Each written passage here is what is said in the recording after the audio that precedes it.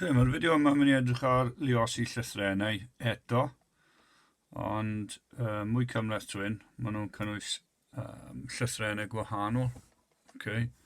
So yn yr enghraifft gyntaf, chi'n gallu gweld mae gen i tep sgwar a fi eisiau lluosi hwnna gan pŵer 3. Wel, yn syml iawn i chi just yn gadael y symbol lluosi allan a rhoi rheina drws nes at ei gilydd. Cofiwch ystyr hwnna yw hyn. Tap, lluosi gan lluosi lluosi Ond dyna sut ych chi'n sgwennu fe'n fyr.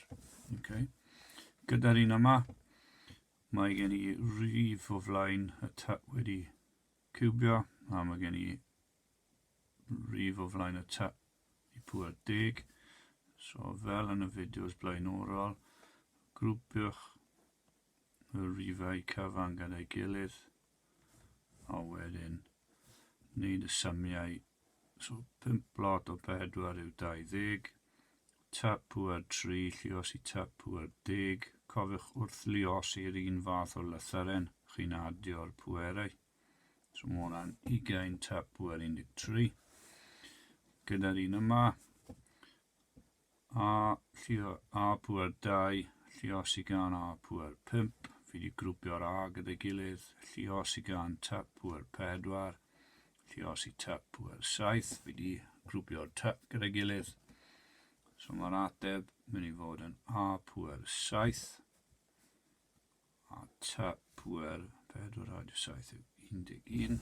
Cofiwch wrth lluosi yr un fath o lythrennau ni'n adio'r pwerau lan, a gadewch y symbol lluosi allan.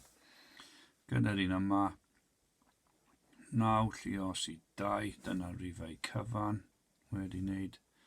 Lluosi gan a pŵer 3, lluosi gan a pŵer 5, lluosi b pŵer 2, b pŵer 2, c, lluosi c pŵer 3.